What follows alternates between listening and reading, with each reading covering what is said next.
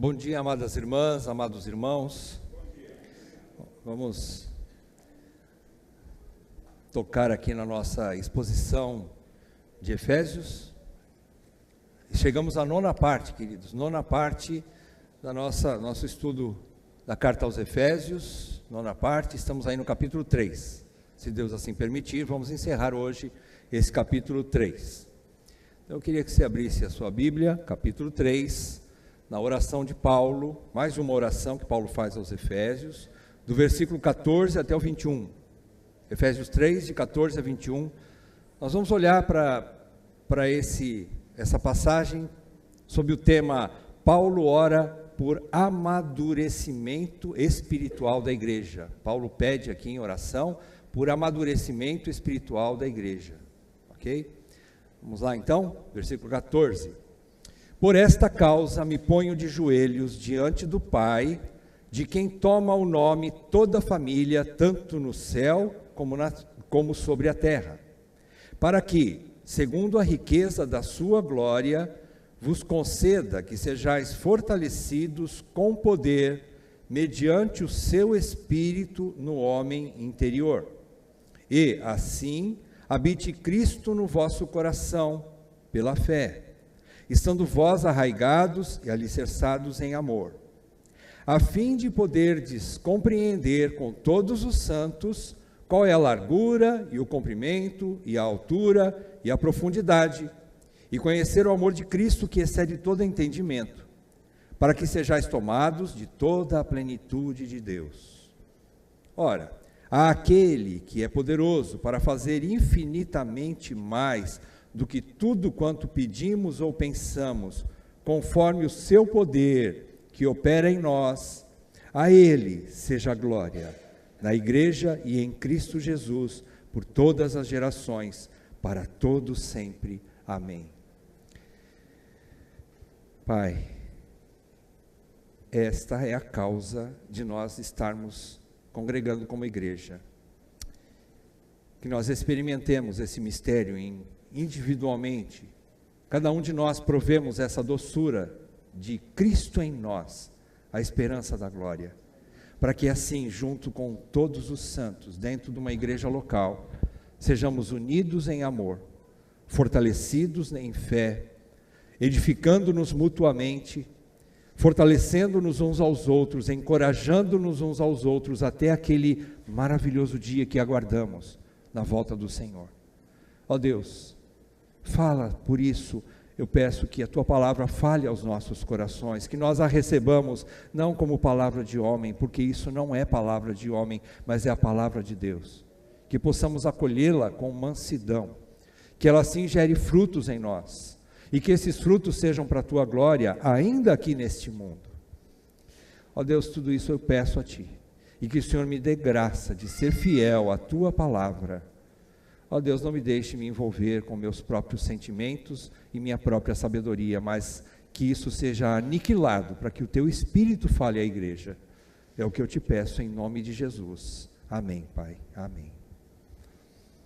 Paulo ora por amadurecimento espiritual da igreja. Ele está falando aqui aos Efésios, mas obviamente, isso atinge todas as igrejas em todas as eras, desde a sua fundação. O que nós já vimos nesse capítulo 3?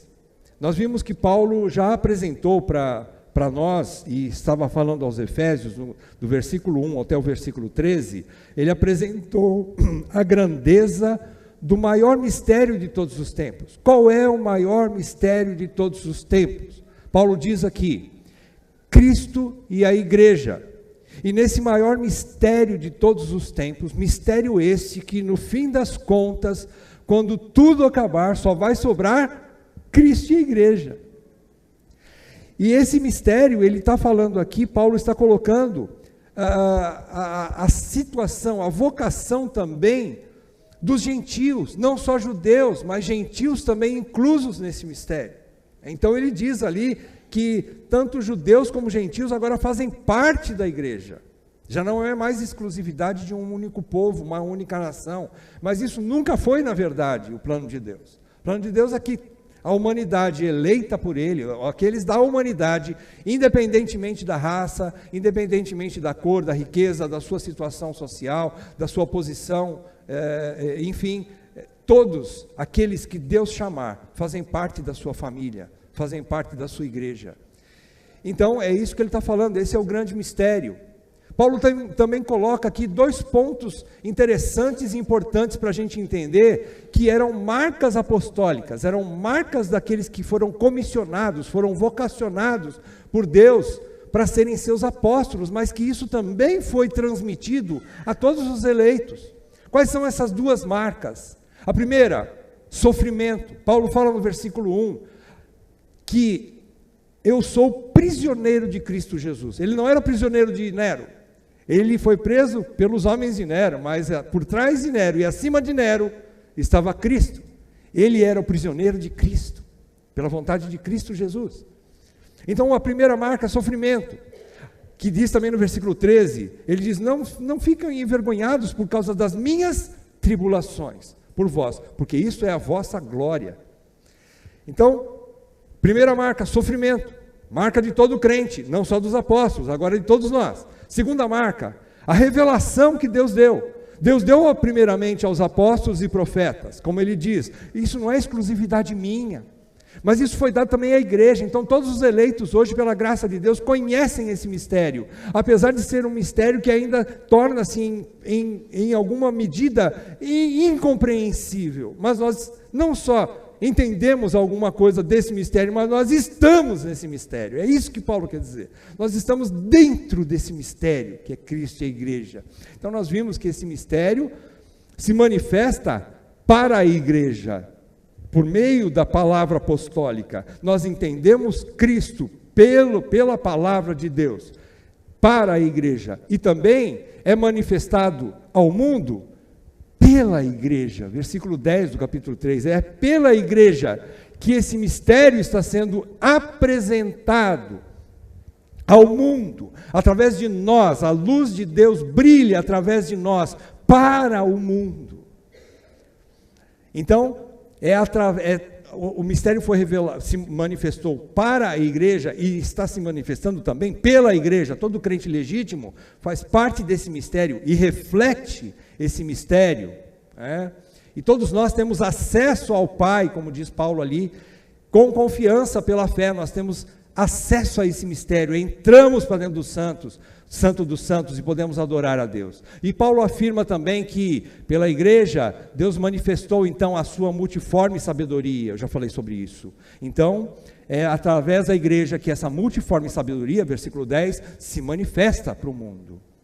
E não só para o mundo, mas também para as potestades nas regiões celestiais. A gente pensa nos anjos caídos, em Satanás, que não entendia esse plano que estava oculto.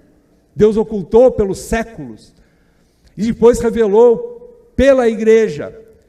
Para quem?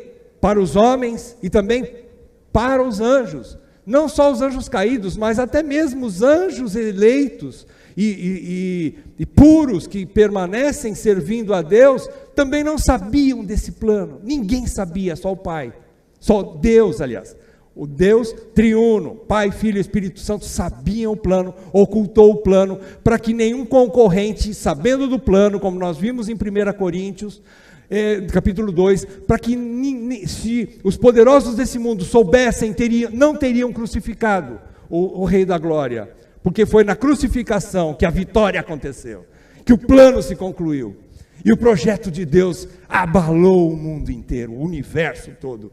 Cristo venceu na cruz. Então essa manifestação, que não estava presente e Deus ocultou de todo mundo. E a lição que nós tiramos da última aula, então, nós aprendemos que a lição que Paulo quer que os efésios aprendam é que, apesar dos sofrimentos que todo eleito tem, temos uma gloriosa e inabalável esperança futura. É essa a nossa visão. Essa visão precisa nos agarrar. Eu já faço parte desse mistério, e quando Cristo se manifestar, eu estando nele, eu estarei na glória com ele por toda a eternidade. Então aqui nesse mundo ainda não é o nosso lugar de descanso. Aqui nesse mundo ainda não é a nossa casa. Nós temos algo maior, melhor e eterno para nós, mas é no futuro. Aqui ainda não. Então nós vencemos o sofrimento e perseveramos na fé até o fim, por causa da fé nessa visão, nessa confiança, na promessa que Deus nos deu de nos levar para a vida eterna. É isso que nos impele a continuar.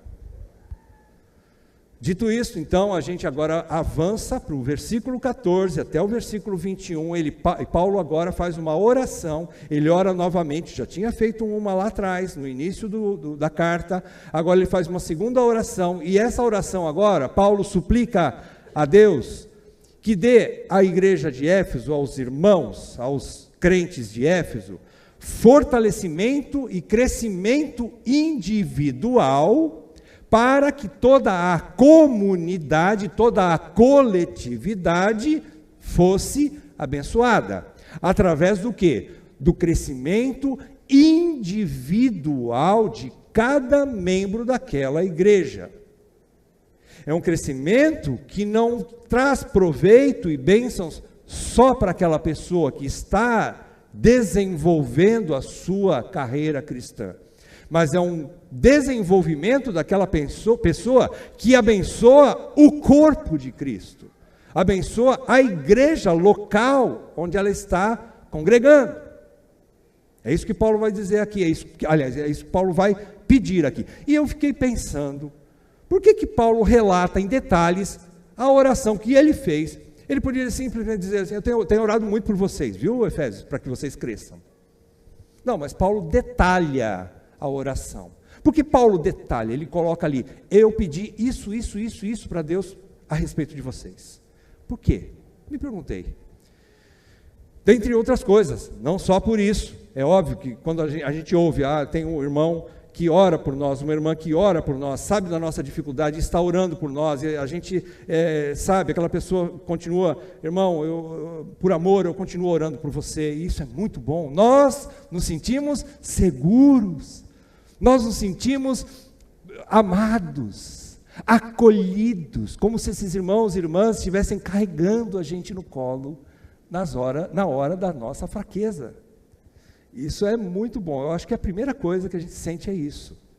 Mas quando Paulo detalha aqui também, eu pude entender que ele quis também ensinar alguma coisa para os efésios. Além disso, de trazer confiança, segurança para a igreja. Eu estou orando por vocês e a igreja se sentir segura. Tem mais alguma coisa aqui. Paulo relata e detalha para dizer assim: as nossas pregações, os nossos ensinos aos nossos ouvintes são importantes, mas no teor dessa oração, por isso que ele dá detalhes, sem a ação do Espírito Santo, essa pregação, esse ensino não vai surtir efeito, não vai frutificar. Paulo demonstra para eles a importância da dependência de Deus. Todo ensinamento, por melhor que seja, se não for acompanhado de oração, para que Deus faça a obra, nós lançamos a palavra, nós lançamos o ensino, nós expomos as Escrituras, da forma mais fiel possível, apesar das nossas limitações. Mas, se o Espírito Santo não operar nos corações dos ouvintes, aquilo torna-se mero conhecimento intelectual, infrutífero, morto, somente isso. Então eu creio que seja isso. Paulo quer ensinar, se o Espírito Santo não agisse em seus corações, nenhuma obra humana, por melhor que fosse, por mais talento, por mais eloquência que Paulo tivesse nas suas pregações, nos seus ensinos, seria insuficiente sem a ação do Espírito. Ele começa então, vamos lá, versículo 1, por esta causa, essa causa. Qual é a causa? Versículo 1 do mesmo capítulo 3, ele também disse isso lá atrás, nós vimos semana passada. Por essa causa, Agora, de novo, versículo 14. Por esta causa. A causa é isso que eu já disse. A causa é que Paulo tem um serviço ministerial, né, de levar o evangelho das insondáveis riquezas de Cristo aos gentios, fazendo-os também participantes da igreja de Cristo com os judeus. Vocês viram lá no versículo 8, volta um pouquinho, lá no versículo 8. A mim, o menor dos santos, me foi dada esta graça, ou seja, esta causa, esta graça, por esta causa, ou esta graça, de pregar aos gentios o evangelho das insondáveis riquezas de Cristo. Então, Paulo recebeu essa graça, esse privilégio, essa honra, por esta causa. Agora, além de expor e de pregar o evangelho das riquezas de Cristo, das insondáveis riquezas de Cristo, eu peço a Deus que Deus abra o entendimento de vocês, para que vocês recebam a minha pregação das insondáveis riquezas de Cristo, e que vocês sejam salvos, e que vocês cresçam, que esse alimento faça bem, vocês compreendam o que eu estou falando a respeito de Cristo. Por quê? Porque são coisas difíceis, são coisas profundas, que a mente humana não consegue entender sem a obra do Espírito Santo. Irmãos, tem gente que sabe e lê a Bíblia intelectualmente, estuda e sabe decor, muitas partes inteiras da palavra de Deus, tem essa capacidade de armazenamento em seu intelecto, mas não são convertidos. E se fica só na teoria, aí sim entra aquele versículo: a letra mata, mas é o Espírito que vivifica. A letra, se o Espírito não operar, essa letra ela não tem poder em si mesma. A letra, por exemplo, seja a lei ou seja o evangelho, como nós vimos na EBD passada, as partes da palavra de Deus, se o Espírito não operar, ela é poderosa, desde que o Espírito opere naqueles que a leem, naqueles que a estudam, naqueles que a ouvem através das pregações e ensinos da igreja. E vimos também que existe um comissionamento especial de algumas pessoas que Deus chama para pregar o evangelho. Oficialmente, dentro de uma igreja local, Deus chama, prepara homens. A base de uma igreja sólida é a pregação do evangelho através daqueles homens que Deus comissiona. É exclusividade deles? Não. Mas existe um chamado especial para alguns que são a base daquela igreja. São aqueles homens comissionados para serem os mestres da palavra. Há um comissionamento, há um chamado divino, há um preparo divino, há uma capacitação divina concedida a esses homens, para que eles puxem a fila dos mestres da igreja. Judy Clay, o pastor Judy Clay, lá no Rio de Janeiro, ele disse uma palavra muito importante essa semana. Eu vi essa semana, não sei se foi agora que ele falou, mas eu vi essa semana, uma frase dele muito importante. Se o pastor não está qualificado para pregar no púlpito de uma determinada igreja, aquela igreja está fadada à morte. Aquela igreja morrerá. Se o pastor não for preparado para pregar a palavra de Deus, não for comissionado, e não estudar bem a palavra de Deus, e for apto para ensinar, aquela igreja fatalmente morrerá. Continuando, então a causa é o serviço ministerial de Paulo, agora é levar o evangelho, então, das insondáveis riquezas de Cristo aos gentios. Ok, então nós entendemos que existe uma causa aqui. A causa é para que o evangelho entre nos corações daqueles que estão ouvindo o evangelho. E ele relata, nesses 2 primeiros versículos, vamos ver as partes dessa oração. Para quem Paulo pede? A quem Paulo ora? Paulo ora ao Pai. Ao Pai. Ao Pai. É interessante. É meio óbvio, né? Mas é interessante. Por que Paulo diz? Eu estou de joelhos diante do Pai. Eu estou orando, pedindo ao Pai. Ao Pai de quem? De todos os eleitos. É interessante que ele também diz no versículo 15, que é o Pai, mas ele detalha. Por que Paulo está detalhando? Sabe o que Paulo está querendo dizer aqui? Tanto a palavra Pai e os detalhes que ele vai dar agora, a partir daqui, para que os efésios, ou os ouvintes, ou nós que estamos lendo essa carta agora, tenhamos paz em nosso coração, tenhamos descanso, tenhamos segurança, porque Deus é o nosso Pai. Ele usa termos como Pai, família. Preste atenção, versículo 15, de quem toma o nome toda a família. Existe uma versão, eu não me lembro qual é, que está escrito assim, mais ou menos assim, de quem toma o nome todas as famílias. Essa versão não é a melhor tradução. A melhor tradução é de quem toma o nome toda a família. É uma única família. Calvino diz que aqui é uma família, uma única família. Essa é a versão mais adequada. A NAA também diz assim. A ARA diz assim também, né? Se não me engano, a NVI também. Tem uma que diz até melhor, diz assim, acho que é a tradução na linguagem de hoje, se eu não me engano, diz assim, de quem toma o nome toda a família. Esse A faz toda a diferença. Diz uma unidade, uma única, a família. Então, existe uma família.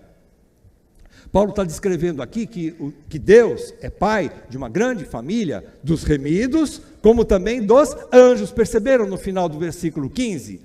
Essa família toma o nome tanto no céu como na terra. Alguns diziam lá no passado que quando Paulo escreveu aqui, tanto no céu, os irmãos que já morreram, né?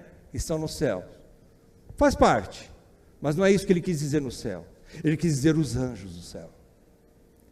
Existe uma única família onde homens remidos e anjos puros estão fazendo parte de uma única família. Qual é essa família? A família do Pai, de Deus. E ele diz aqui que essa família, única família, todos os eleitos, todos os anjos celestiais, santos, né? Não os anjos caídos, lógico, os anjos santos não, os anjos puros, todos os anjos e todos os homens remidos, os salvos, aqueles que foram salvos por Jesus Cristo, fazem parte de uma única família e recebem um sobrenome, uma marca. Perceberam aí? Toma o nome toda a família. Nós somos carimbados com o nome assim, pertence ao Senhor. Todos nós temos um carimbo. Por isso que diz que o maligno não nos toca, porque nós temos um dono. Somos propriedade exclusiva de Deus. Nós temos o sobrenome de Deus, tanto nós como os anjos, lá nos céus. E é uma única família. Isso é um mistério. Eu não sei te dizer se a gente pode chamar os anjos de irmãozinho, mas eu sei que eles fazem parte dessa família. É uma família. São um povo de Deus. É uma única nação. E o que eles vão fazer por toda a eternidade? Homens e anjos adorarão ao Pai pelos séculos, dos séculos, dos séculos sem fim. É isso que nós vamos fazer lá na glória. Adoração. Anjos e homens cantando, louvando o tempo todo a Deus. Que maravilha. Acho que os anjos não desafinam. Talvez eles possam puxar. Acontece às vezes, né? Eu mesmo não posso oferecer muita coisa a nível de canto, né? Mas lá a gente vai ter um pouquinho melhor, pelo menos os anjos devem cantar mais alto que a gente, e se a gente desafinar não tem problema nenhum, né? Nós vamos estar todo mundo cantando. Esse é o objetivo, adoração. Nós vamos adorar o tempo todo com os anjos, queridos. Isso é maravilhoso demais, isso foge da nossa mente. A gente às vezes fica preocupado, mas não vai ter nada para fazer além de louvar a Deus o tempo todo. Não vamos poder trabalhar, plantar mandioca. Eu gosto de plantar mandioca e depois de um tempo colher mandioca. E não vai ter isso para fazer lá no céu? Eu acho que não, mas você vai ficar muito satisfeito em adorar a Deus o tempo todo. Esse é o objetivo. Deus está trabalhando no nosso coração para isso, para sermos adoradores. Não vou precisar mais lavar louça. Aleluia! Não vai precisar mais. Nós vamos adorar o Senhor o tempo todo. O maior serviço que nós vamos fazer lá o tempo todo, aliás, é adorar a Deus. A adoração, contemplá-lo na beleza da sua santidade, face a face. Que coisa melhor que isso? Então, vamos lá. Continuando, Deus é o único Pai de uma grande e única família feita de homens e anjos escolhidos para adorarem ao Deus Trino pelos séculos sem fim. Então Paulo adota essa linguagem aqui, ele fala Pai, ele diz sobre família, lá embaixo ele vai dizer habitação, perceberam lá no versículo 17? Habite Cristo, fala de habitação, casa, né? Então ele está querendo familiarizar. Ele está querendo trazer a ideia de família mesmo, de algo próximo, algo que nos traz segurança. Você pensa em família, você pensa em pai, você pensa em casa, você olha tudo isso e fala assim, é segurança, é o meu refúgio secreto, é onde eu me sinto bem, é onde eu me sinto acolhido, eu me sinto pertencido, pertencendo a alguém. Eu sou dele e ele é meu. Família, casa, pai. Paulo quer colocar isso no coração das pessoas que estão ouvindo, para nos dar segurança. Esse Deus que é Deus de tudo que existe, é meu Pai. Ele tem uma casa e um dia eu vou morar lá com Ele, trazendo segurança, esperança. É isso que Paulo está querendo aqui, e ele ora. Agora sim, propriamente, a gente vai falar sobre o pedido propriamente dito. Qual é o pedido que está nessa oração? Versículos 16 e 17. Das 4 partes. A primeira nós vimos para quem Paulo ora, a quem Paulo ora, ao Pai. Segundo, qual é o teor desse pedido? O que Paulo pede? O pedido de Paulo é a operação do Espírito Santo no interior do homem, no âmago do ser de cada crente, moldando-os segundo a imagem de Cristo. E isso Paulo pede individualmente, percebam agora, olha o que ele diz no versículo 16, para que, segundo a riqueza da sua glória, do Pai, né, o Pai vos conceda que sejais fortalecidos com poder, mediante o seu Espírito no homem interior, em cada pessoa. Homem interior, propriamente, ele não está dizendo, é genérico, né? Em cada pessoa, no interior de cada eleito, homens e mulheres, todos os que são eleitos, para que Deus, através do seu poder, vos conceda, da sua glória, vos conceda que sejais fortalecidos, que vocês tenham poder lá dentro. Não é poder para ficar forte, carregar peso aqui fora, trabalhar bastante. Alguns de nós estamos limitados com doenças, com problemas físicos, mentais e outras coisas mais aí. Mas isso não é poder que ele está dizendo aqui, é o poder interior. Qual é esse poder? É o poder que ele vai explicar daqui a pouco. Eu já falo para vocês. Então, é isso que ele pede, né? Que nós sejamos moldados, esse poder no homem interior, né? Paulo sabe que só Deus pode mudar a essência do homem, e ele usa o quê? O Espírito e a Palavra de Deus. Somente através da ação do Espírito, que Paulo está pedindo agora a ação do Espírito, perceberam? É o Espírito, Espírito com letra maiúscula, é o Espírito Santo, para que o Espírito Santo trabalhe no homem interior. O que é no homem interior? É na mente e no coração daqueles que ouviram o Evangelho das riquezas de Cristo. Paulo pede para que o Espírito opere. É como se ele estivesse falando, Senhor, eu já fiz a minha parte, eu preguei, agora só o Senhor pode fazer agora aquilo que é sobrenatural, aquilo que é um milagre, aquilo que só Deus pode fazer. Trabalhe nos corações dos ouvintes. Faça com que eles compreendam.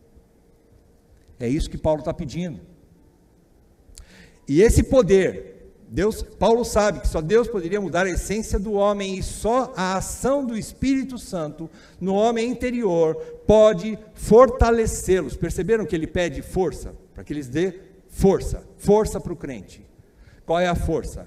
É a força de resistir à tentação, de abandonar Cristo e a igreja em meio às provações da vida. É o poder de perseverar como crente, apesar dos sofrimentos, das doenças, das decepções, dos prejuízos e de tudo o que nos sobrevém como provações, como perseguições, como problemas e dores nesse mundo. Sofrimento. É a capacidade de perseverar para que sejam fortalecidos com poder mediante o seu Espírito. Ele continua aqui no versículo 17, e ele diz assim: e assim habite Cristo no vosso coração. É quase igual ao que ele falou anteriormente, que o Espírito trabalha no homem interior. Agora ele fala assim, em cada um, veja bem, sempre individualmente. Deus não trabalha, Deus pode trabalhar na coletividade? Sim, Ele também trabalha, mas Ele trabalha em cada um de nós, individualmente. Primeiramente, a fé é individual, é pessoal. E essa fé se desenvolve também de maneira individual, pessoal. Deus está operando em cada um de nós para um proveito mútuo, para um proveito coletivo, é verdade. Mas Ele trabalha individualmente. Mais uma vez Ele diz, individualmente, Cristo habite no vosso coração, no coração de cada crente, pela fé, estando vós arraigados e alicerçados em amor. Versículo 17, Paulo quer dizer que essa obra no homem interior significa Cristo habitando permanentemente nele. O termo grego aqui para habitar é o termo viver em. Então, o que Paulo quer dizer com Cristo habitando no coração, não é que Cristo é um inquilino que no momento que eu não quiser mais, eu peço a casa de volta e rescindo o contrato de aluguel com Cristo e ele vai. Não, Cristo é o proprietário, Ele habita em mim. É mais do que habitar com eles, é habitar neles. Esse é o termo aqui, no sentido de ser o dono da casa. Cristo é o dono do coração aqui. Esse habitar é muito mais, então, do que estar ali na possibilidade de não estar mais. Não. Ele estará ali, uma vez estando ali, ele não vai sair mais ali. Ele vai habitar no crente. Habite Cristo no vosso coração pela fé. Então, Cristo está vivendo neles a ponto de se tornar, vivendo no crente, a ponto de se tornar uma árvore. Ele faz duas analogias no final do versículo, mostrando segurança. Ele diz assim, uma vez que o Espírito operar a palavra de Deus no coração do crente, ele vai se tornando, não é que ele se torna de uma vez rapidamente, não, mas é como eu já expliquei aqui, o crente, o verdadeiro cristão, não é semelhante, fazendo analogia com a agricultura, não é semelhante a um pé de feijão. Você põe o feijão hoje, ali pode ser até no algodãozinho úmido, daqui 2 dias ele começa a sair a raiz, daqui um tempo ele está já subindo o pezinho, né? E ele cresce praticamente do dia para a noite. Não, o crente não é assim. Nós somos como uma árvore frondosa, árvore grande, onde primeiramente ela desce as raízes para baixo e ninguém está vendo crescimento nenhum, mas ela está crescendo. Só que nós crescemos para baixo primeiro.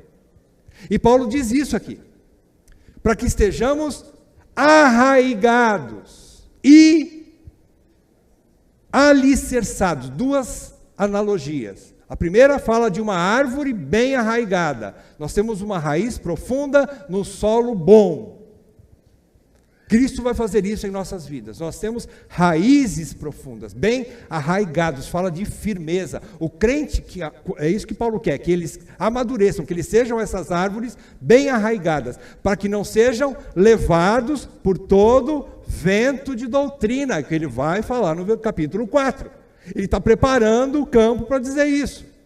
Que a igreja é composta de membros que não podem ficar crianças o tempo todo, porque precisa crescer. Como é que eles crescem? Através do sofrimento e através do conhecimento de Cristo, de uma operação no homem interior. Através disso, então, junto com o sofrimento, eles são arraigados. E também diz que eles são alicerçados. Está fazendo uma comparação com uma casa, um prédio, alicerce, baldrame, bem sólido, bem firme, para que a casa, o edifício, possa ser levantado com segurança. Então, antes de crescer para fora, a gente cresce para baixo. É mais ou menos isso. A árvore precisa de raízes antes de ter um caule, a parte principal da árvore é caule, né? O caule, né? Ele tem que ter raízes profundas. É assim que o crente é. E é o que Paulo está pedindo aqui. Então, que eles tenham essa vida sólida, firme, essa firmeza, não é? A ponto de se tornar uma árvore bem arraigada, um prédio bem alicerçado, e mais, capacitando o crente a amar através de Cristo. O crente não consegue ver, perceberam que eles são alicerçados e arraigados, mas em amor.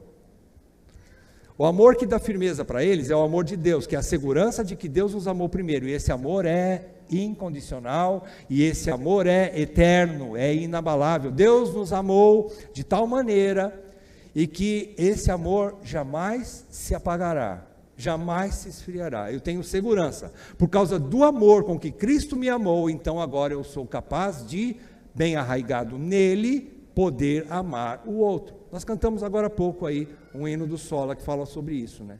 Eu me esqueci qual era a parte. Na hora que estava cantando, lembrei do sermão e depois já esqueci. Mas nós cantamos agora há pouco. Ele fala sobre isso. Nele eu posso amar. Nele eu posso amar. É só nele que nós podemos amar. É impossível amar se Cristo não estiver habitando em mim. Pode ter qualquer outro tipo de amor. Amor carnal, amor interesseiro, né? Mas não o amor altruísta, o amor de se dar, o amor sacrificial, somente quando Cristo habita em mim, alicerçados no amor de Cristo. E ele continua falando então, que a base sólida de todo crente que amadurece, que está se tornando maduro, a base sólida desse crente, é o entendimento do amor de Cristo, do amor incondicional de Deus, que o amou primeiro, e o amor incondicional, que é eterno. Essa é a base do crente. O crente vai entendendo. Quando nós começamos a vida cristã, a gente tem à nossa frente um monte de situações e de ensinamentos que nos conduzem a Cristo. Mas quando você vai amadurecendo, algumas coisas você vai já, não que os ensinos vão jogando fora, não é isso, mas você vai percebendo que, no fim das contas, o menos é mais. Você vai entendendo que algumas coisas que você estava apegado, você já não tem tanta necessidade daquilo. E você começa a ter uma satisfação estranha que você nunca provou na vida.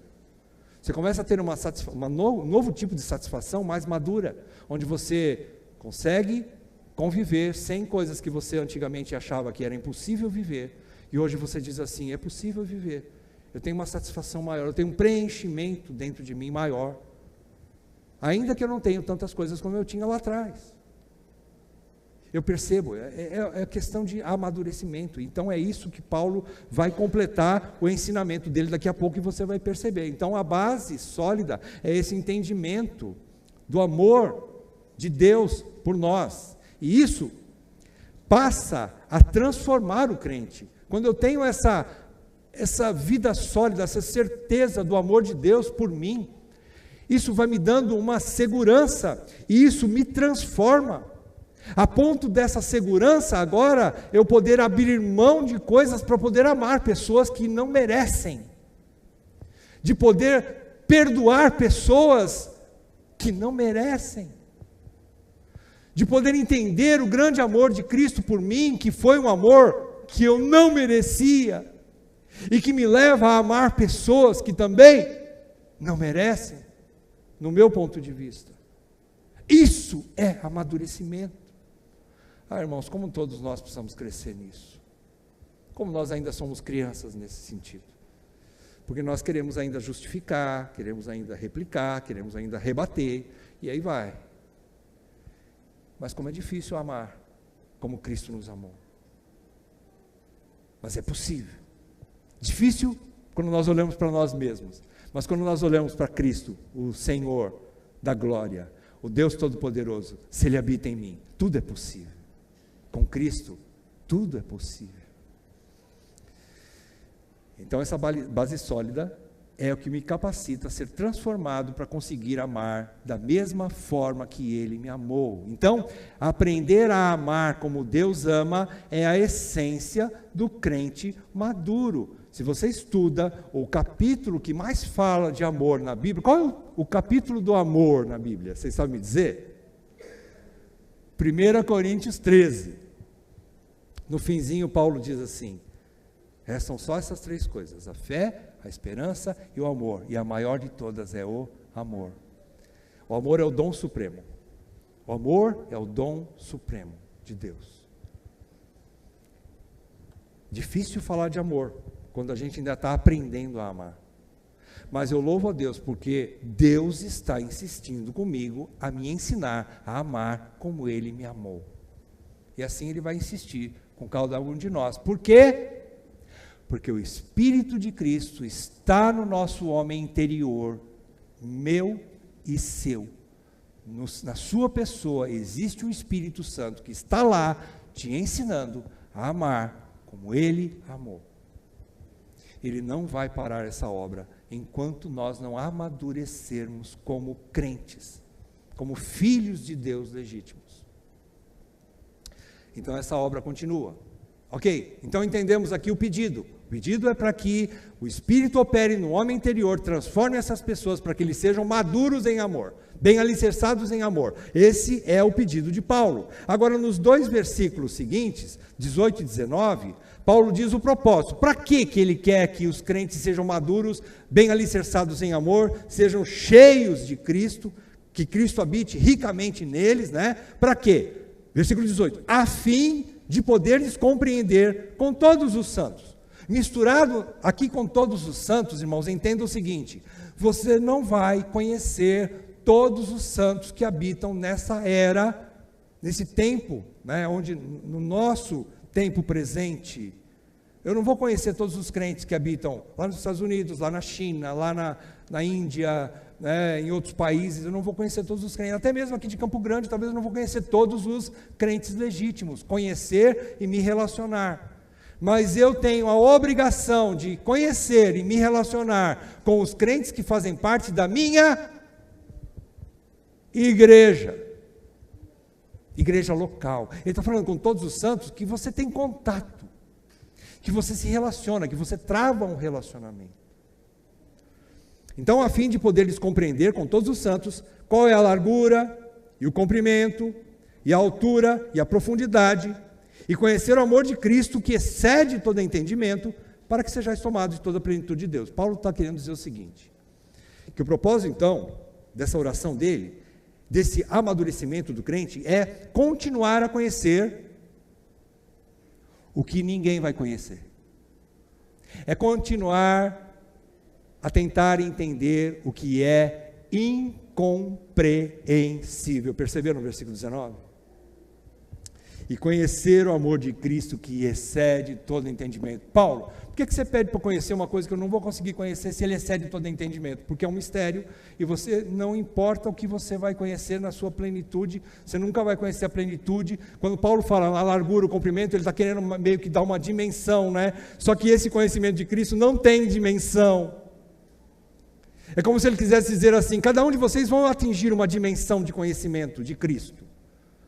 Um tamanho de conhecimento de Cristo. Cada um de vocês, 30, 60, 90, 100%, né? 100%, ninguém vai conhecer. Eu não posso usar aquela, analogia da semente, né? Não posso usar. 100% ninguém vai conhecer. Mas em alguma medida, uns vão conhecer mais, outros um pouco menos, a respeito de Cristo, do amor de Cristo, porque Ele é incompreensível na sua totalidade. Mas esse conhecimento, esse amadurecimento que vem através de um contínuo conhecimento de Cristo, que é incompreensível na verdade, então significa estar envolvido no amor de Cristo que excede todo entendimento. Enquanto eu busco o conhecimento de Cristo aqui, eu me relaciono com vocês na igreja local. É com todos os santos, é envolvido com todos os santos, é em comunhão com a igreja que eu cresço. E esse entendimento, então, ele vai crescendo à medida que eu exercito o conhecimento que eu já recebi de Cristo. Se você pega a carta aos Hebreus, no capítulo 5, ele diz que os maduros são aqueles que são exercitados naquilo que eles já sabem. Então, esse exercício de amor para com os meus irmãos, amor, quando você fala de amor, envolve tudo, serviço, oração, repartir o pão, e aí vai. Nós estamos nos relacionando em amor aqui. Nós ensinamos por amor à igreja. A igreja aprende e obedece por amor aos seus líderes. A igreja cresce e serve uns aos outros porque se amam mutuamente. É um exercício. E nisso há crescimento. Se o meu objetivo aqui for fazer a minha vontade, eu estou fora da igreja. O propósito de Deus não é isso. O propósito de Paulo, quando Paulo ora, é para que a igreja cresça. Ele tem o alvo de Paulo é o bem da igreja. E por que eu sei que essa oração será ouvida e respondida? Porque é a vontade de Deus. Toda vez que eu peço segundo alguma coisa, segundo a vontade de Deus, Ele me ouve. Se eu pedir alguma coisa aqui, que seja ruim para alguém da igreja, Deus não ouve e nem opera. É uma oração vazia, egocêntrica, é uma oração, pedir para minha própria vontade, meu próprio desejo, ser cumprido, meu desejo, não vai ser cumprido. Deus não opera nisso, mas eu posso ter certeza que Deus, se eu orar por isso, Senhor, tira da igreja todo obstáculo que impede o crescimento da igreja, Deus vai ouvir. Deus vai ouvir. Porque Deus não quer que a igreja pare de crescer. É a vontade de Deus que a igreja cresça. O alvo de Deus é maior do que o meu alvo pessoal, particular, a minha vontade própria. Então Paulo ora pelo bem da igreja e Deus tem os olhos voltados para a sua eleita. Cristo tem os olhos voltados para a sua noiva. Toda vez que eu peço pelo bem da igreja, segundo a vontade de Deus, Ele me ouve. Então, onde é que nós estamos aqui? Versículo 18, né? 18, a fim de poderes compreender com todos os santos, né? Envolvido com todos os santos. Eu preciso de todos os santos. Paulo mesmo entendia que ele sozinho não conseguia compreender todas as coisas. Apesar das grandes revelações que Deus deu para Paulo, ele sabia que ele dependia dos demais santos dentro da igreja local, onde ele era presbítero, para crescer. Ele não cresceria sozinho. Ele precisava do corpo.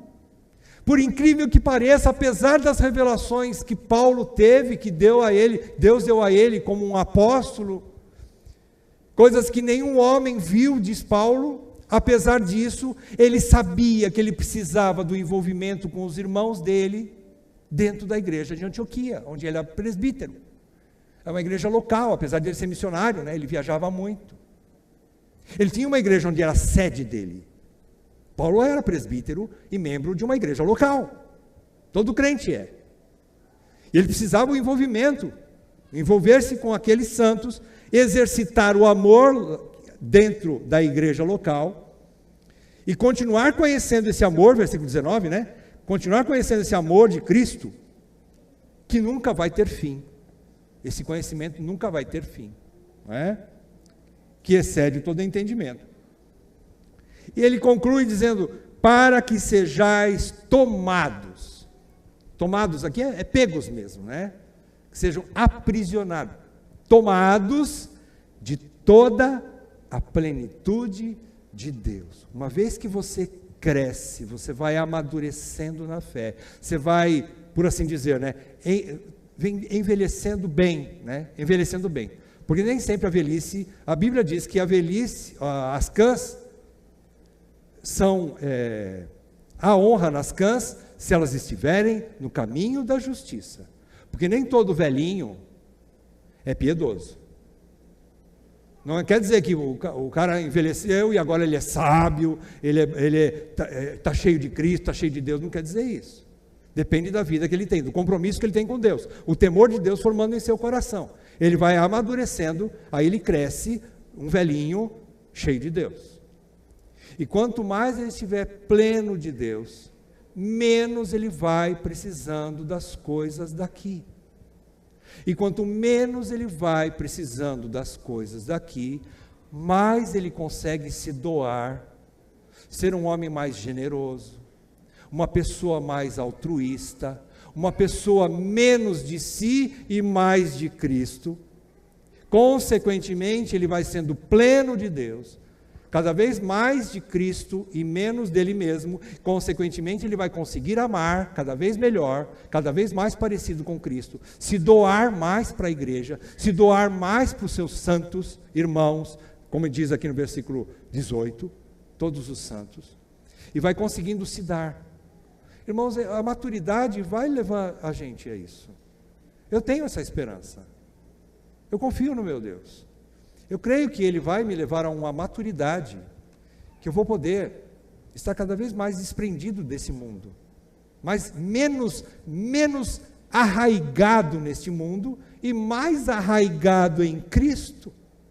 Poder ter mais de Cristo em mim, eu tenho essa esperança no meu coração, e poder ser mais útil para vocês, poder ser mais presente, mais doador de mim mesmo, para a igreja, para os santos. Veja, o propósito que Deus quer que nós sejamos maduros e cheguemos a este ponto de poder amar de maneira mais próxima possível do meu Redentor, do amor incondicional de Deus, de Cristo.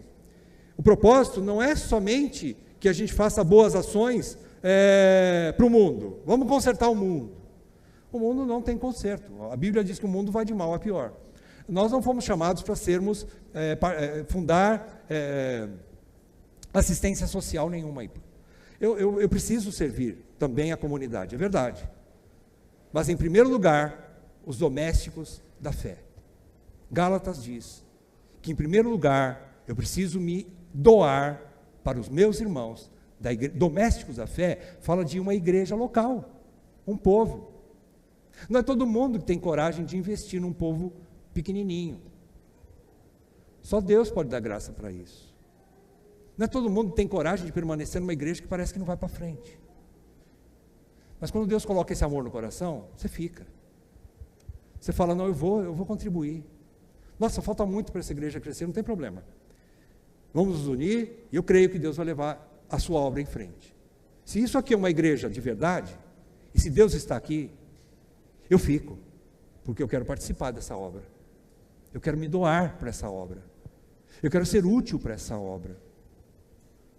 Se o meu objetivo não é egoísta, de querer só para mim, então eu fico.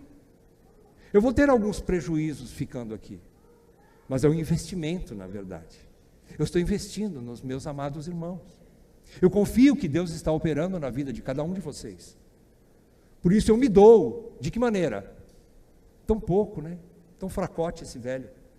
Mas em alguma medida é possível eu ser útil para vocês. E cada um de vocês uns aos outros. Todos nos doamos para o crescimento da igreja.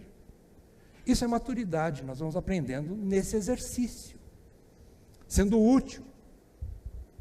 Ainda que visivelmente você não veja coisa muito boa onde você congrega. Mas não é o que você vê, é o que Deus está fazendo no homem interior de cada um dos seus eleitos. Quando você vê famílias sendo restauradas, casamentos sendo restaurados, novas vidas nascendo em Cristo Jesus, você fala, Deus está aqui, eu vou continuar nessa obra. Vale a pena, porque Deus está aqui. Então eu me dou pela minha igreja, eu me dou, porque eu quero participar desse mistério, que Deus está operando. Vale a pena.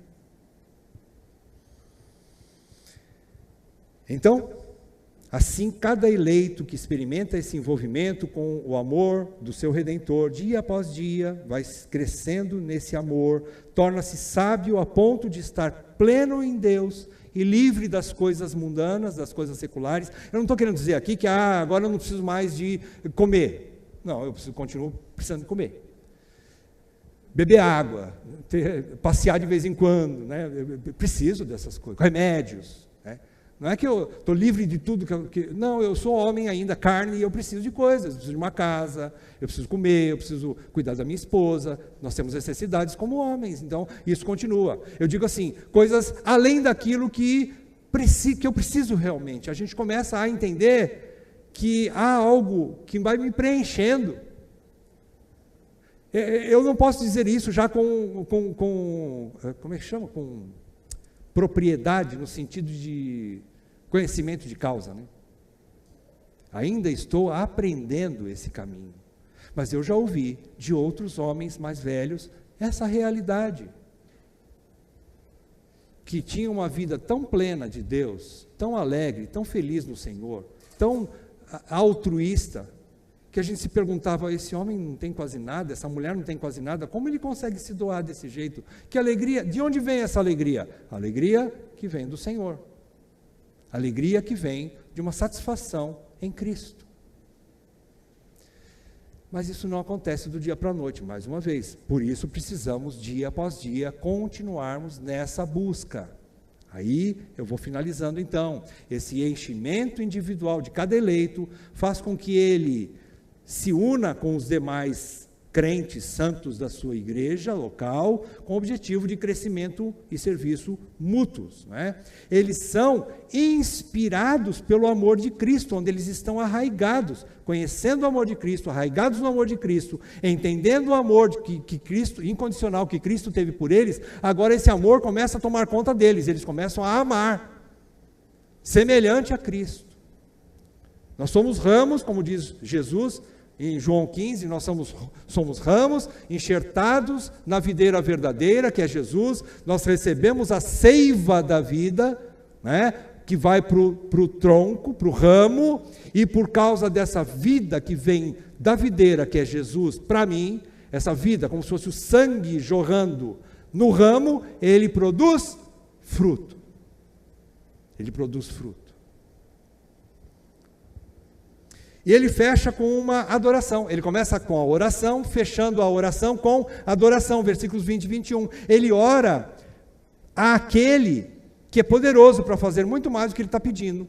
Vocês perceberam aí, versículo 20?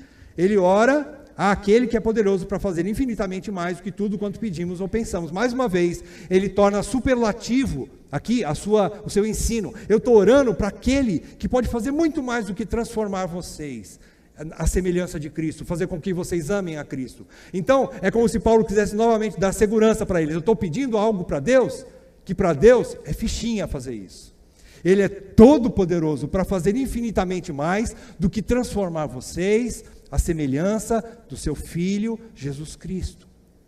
Ele é poderoso. Paulo quer dizer, dar essa segurança. Eu estou pedindo para alguém que, em primeiro lugar, vai fazer porque é vontade dele, que todo filho cresça, é vontade do Pai, que cada um de nós cresçamos, não fiquemos só meninos inconstantes. Não, a vontade de Deus é que seus filhos amadureçam, gerem frutos, e gerando frutos, ele poda, para quê? Para que gerem mais frutos, vai crescendo, né? Percebem? A árvore crescendo, né? Vai podando e ela cresce mais, poda mais um pouco, ela cresce mais, e continua.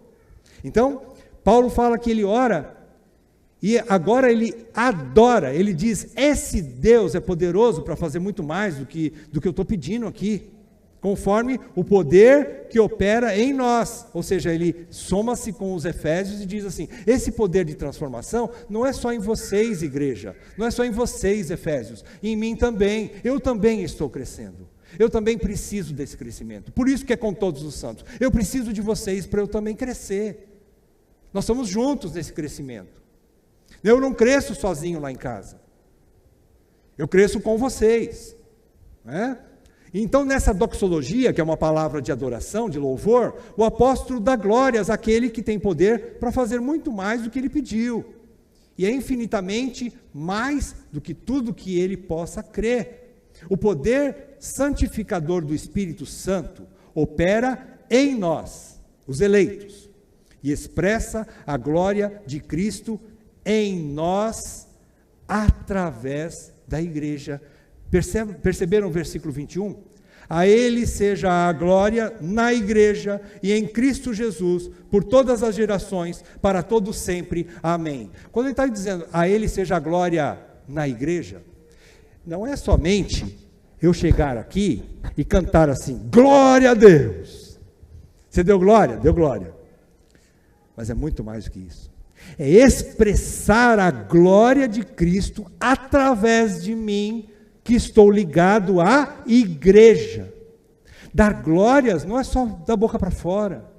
É bom você chegar aqui, glória a Deus. Oh, Deus seja glorificado. Amém, eu digo amém para você. Mas é mais do que isso.